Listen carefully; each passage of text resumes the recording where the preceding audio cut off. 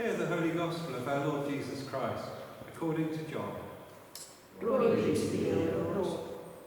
The Passover of the Jews was at hand, and Jesus went up to Jerusalem.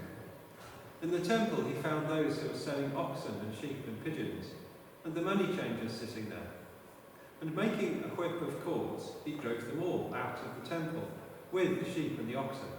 And he poured out the coins of the money changers, and overturned their tables.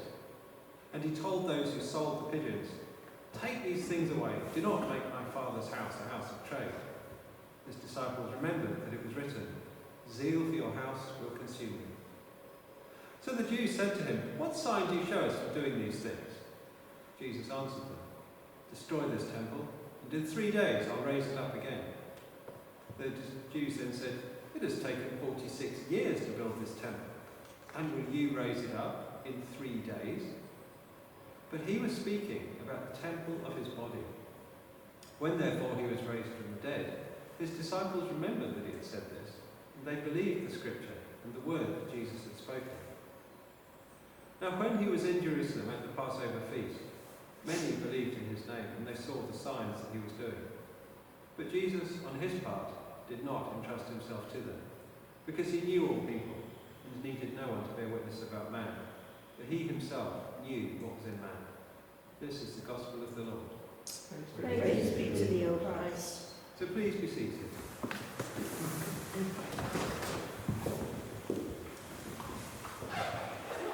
One of the things which we experience in life is learning.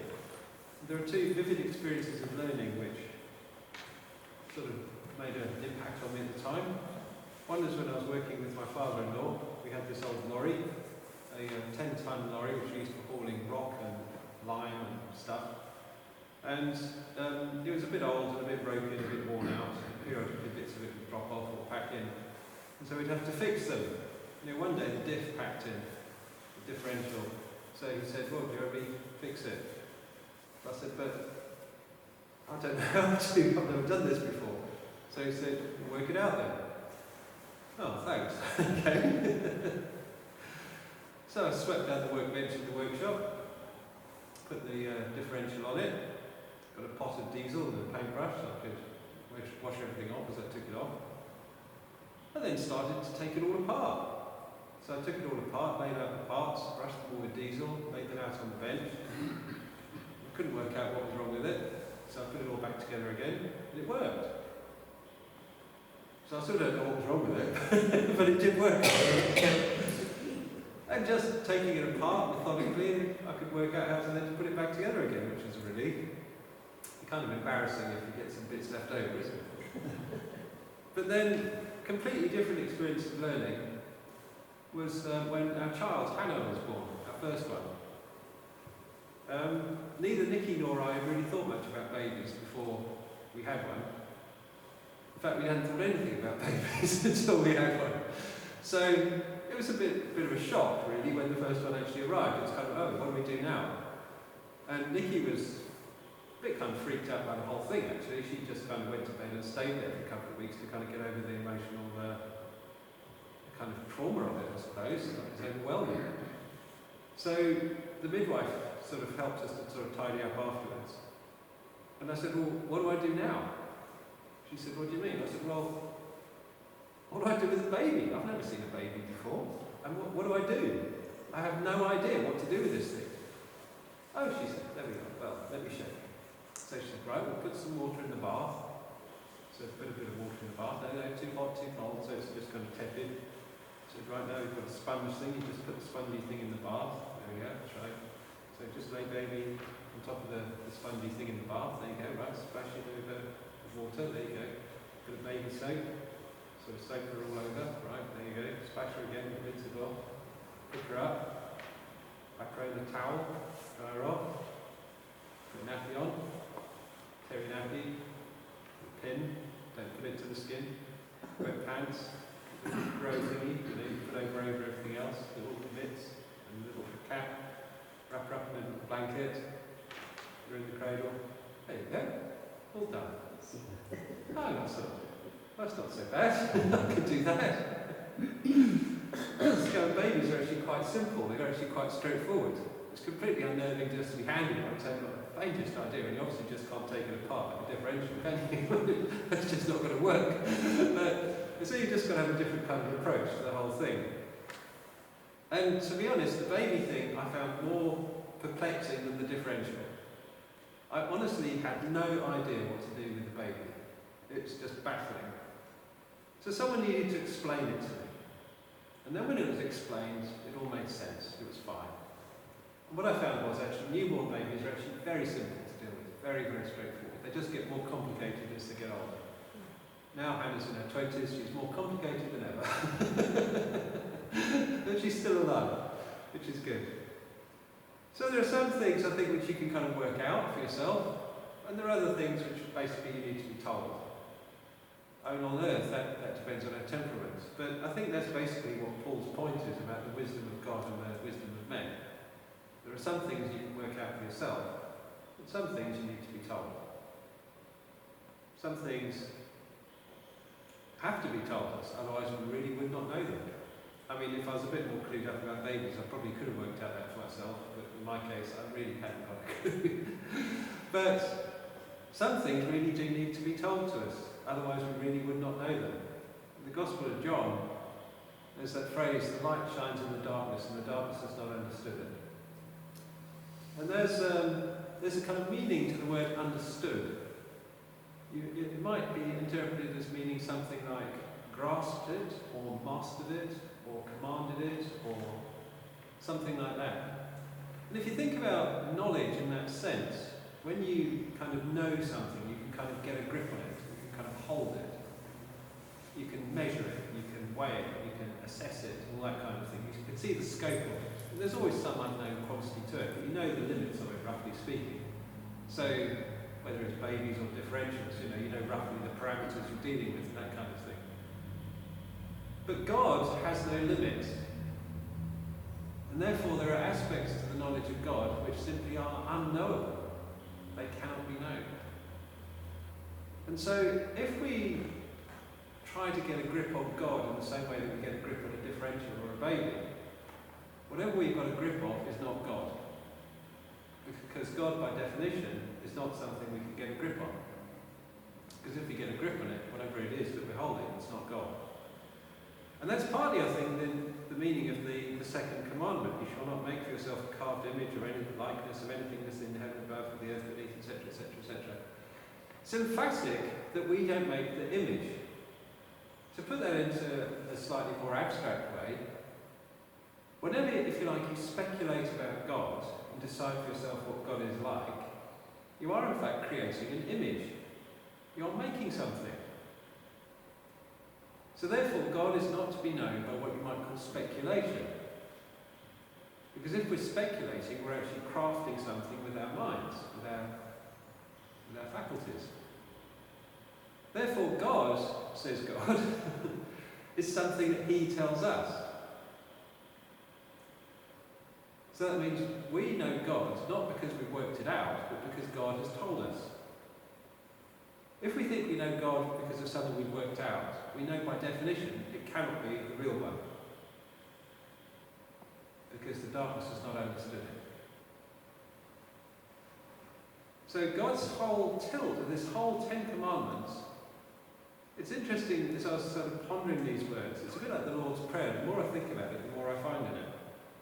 It begins, and God spoke all these words. And the word God there is the same one they use in the creation story. And it's almost the same grammatical construction, and God said. So you might almost see the 10 Commandments as being a piece of literature to be held alongside Genesis chapter 1, the creation story. And God said. And so He said, I'm the Lord your God. And the word Lord there, in the capitals in this particular one, is, you might say, the personal name, the name of the covenant, the name of the promise, the name of the agreement that God made with Moses. The name associated with that. It was a personal agreement made between two people, Moses and the Lord. And this is the name by which the Lord introduced Himself and identified Himself. So it's very kind of personal. It's me speaking, He says. And then He says, your God. So that says the one that made this agreement the one that actually said these things to Moses and made this promise and this pact, if you like, is the one who you should identify as the one you worship, your God. That's the kind of rhetoric of that. And the fact it says, and God spoke all these words in that particular language, in that particular way, is holding this alongside the whole genre of literature in the Bible, which is wisdom, which, broadly speaking, describes the way the universe is. So Genesis chapter 1 describes the way the universe is. It says it's made according to order, process, and it's made according to the will and the sovereign purpose of the Creator, who is called God. And that's how it is, if you like. It doesn't depend on your perspective or your personal relationship with God or your opinion. That's simply how the universe is. So what you think about it has no bearing on that particular fact, as it were. Your opinion means nothing. That's simply how it is. So it's saying the one who made these things and did these things, the one now speaking to you, is the one who is now issuing this promise to you. And he is the one who will tell you what he is like. You'll not tell him what he is like. He will tell you what he's like. And that's the way round it must be. We must be attentive to what he says about himself, because that's how we will know. Because if we tell God what he's like, not only is it rude and presumptuous, it's actually stupid, because it's not true. It's a bit like if you want to know people. And if I actually want to know Hazel, and I get in my head a fixed idea about Hazel, and then go around telling her, Hazel's like this. And Hazel might say, but Jeremy, you hardly know me. How on earth can you tell everyone what I'm like? I mean, I'd look a bit of a fool, wouldn't I? So I go around blathering all this stuff, and everyone can know patiently it's not true, because everyone knows Hazel in Cwmdu. And if I go blathering and telling everyone what she's like, I don't pay any attention to her whatsoever, basically makes me a bit of an idiot. I mean, it's kind of arrogant, really, isn't it? It's kind of, it's silly. If I actually want to know who she is, I need to go and spend time with her, listen to her. I was like, personally, trying to meet someone. I like to meet them in their own house, to get to know them, because then I see all their stuff. And then I can see more of their personality. So I'd far rather say to a funeral visit in someone's house, then I can see, if you like, the trace of their life around them. And then when they're explaining themselves to me, I can listen and I can get to know them. And hopefully, I'll get a better idea who they really are. One of the lovely things about the reading of the law we did this morning was they do that in the Book of Common Prayer in 1662. And last summer, I was trying to have some downtime, to be honest, but I had this phone call from the hospital. This bloke had come home basically to die. He had been discharged from hospital into the last stages of cancer, and basically he'd just gone home to die.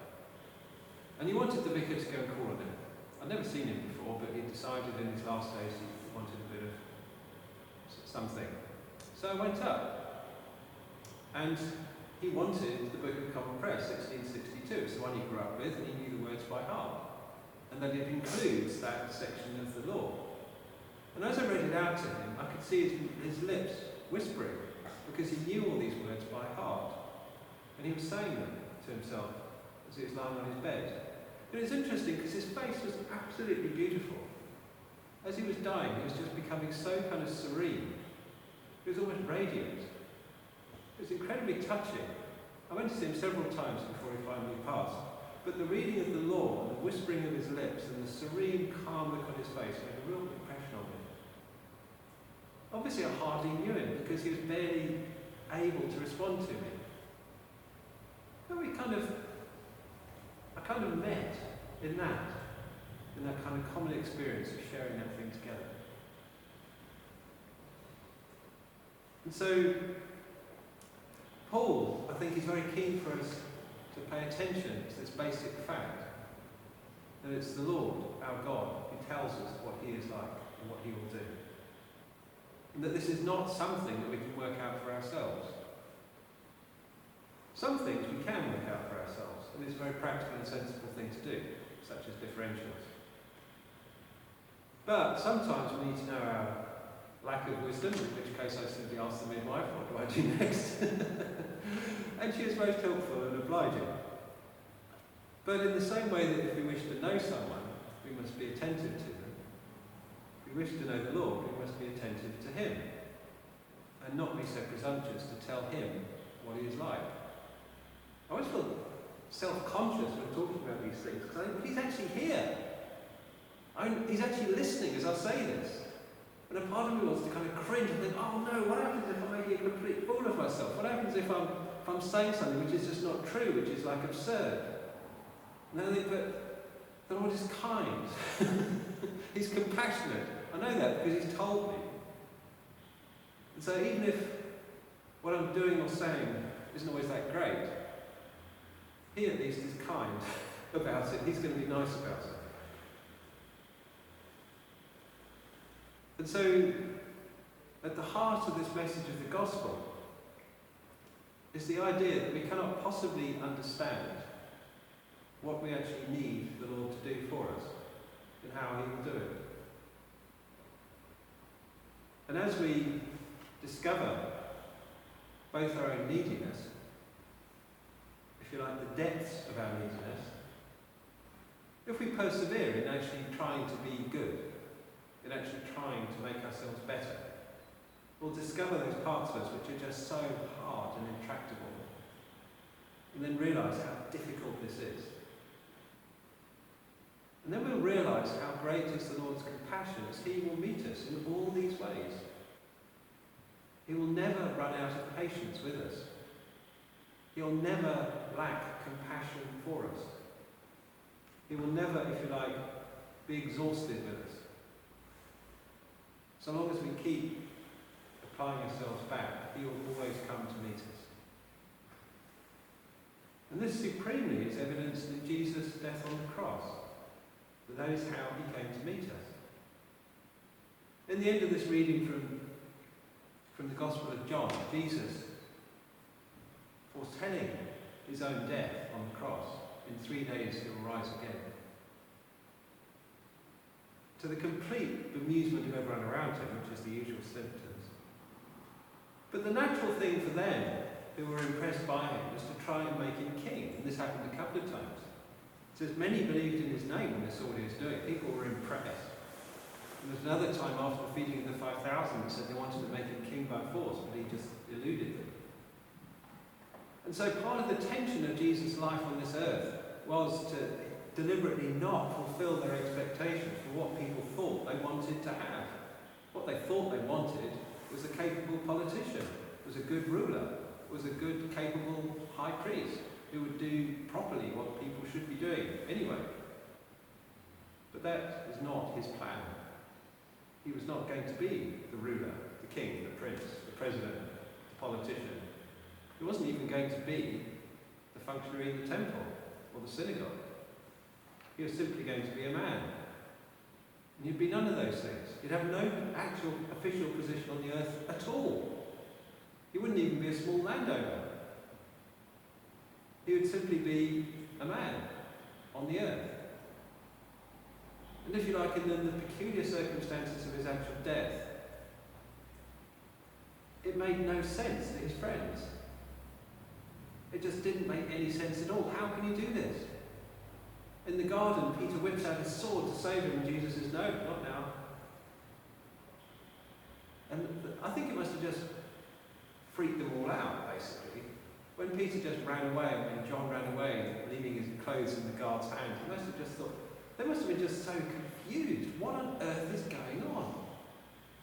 Judas has betrayed him. The soldiers are here. Jesus seems to be quite okay with it.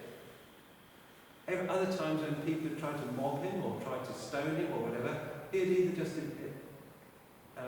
kind of walked away through them or just kind of disarmed them at a moment or whatever. And this time he does nothing. They must have thought, what on earth is going on? What's happening? It just didn't make any sense to them. And then they see the actual events play out, and in their desperation, they think, well, surely he's going to do something now, surely now. And he doesn't. Nothing at all. He does absolutely nothing to save himself. And then the whole grisly thing plays out, and he goes through this revolting experience of the whipping and the beating and then the actual crucifixion, and they keep thinking, surely he's going to do, he must do something. And then even the guards start shouting, go on then, if you reckon you're the Messiah, go on, do it to yourself, kind of thing. And absolutely nothing. He steadfastly refuses to do anything. And it makes no sense to them at all. And then in that final thing, there's the thing which you read on Good Friday, when the darkness came over the land and the cry, Eloi, Eloi, lama sabachthani. My God, why have you forsaken me? And then it says, he said, it is finished. And he breathed his last. And that was that. And they were utterly heartbroken but totally confused. What did we put our faith in? What was this all about? And they're utterly bewildered. The one that had done so much and spoke such wisdom, such grace, such truth, who had astounded everyone with his teaching, who had astounded people with his works and with his miracles, who had successfully defrayed mobs and avoided being stoned on more than one occasion. What's going on? What happens? And then, in this act of seeming complete, total defeat, he rises from the dead. The secular psychologist, the scholar Jordan Peterson, commented on this story. He said, it's the most extraordinary story. He said, he's not a Christian. And he said he just can't understand this story because he says it's perfect. He just cannot find a gap in it. He said he looks at this story, there is this man who's held up as being blameless, and every single thing fails him. The judiciary failed him, the priesthood failed him, his friends failed him, the community failed him, the governor failed him. Every reasonable expectation of some kind of goodwill or support or integrity fails on that time. Everything. And he's finally done to death. If you like, everything has conspired against him, nothing has worked out as you'd hope or should have done, and he finally dies. And then he says he rises again. He says it's such a story that he just can't understand it. He can't get a grip on it. And he says it's as if saying nothing will defeat him.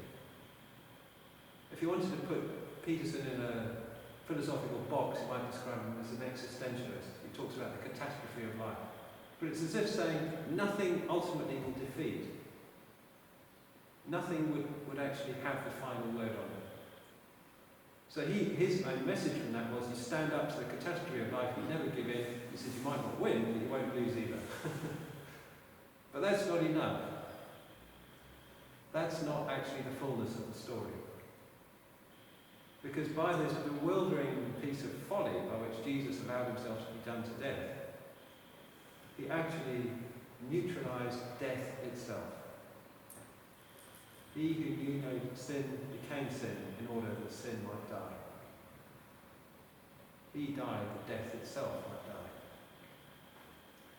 And so this thing which just doesn't make sense in any worldly expectation or computation of things, it's no political system, it's not an economic system, it's not a technological system, it's none of these things. It makes no sense in any worldly way.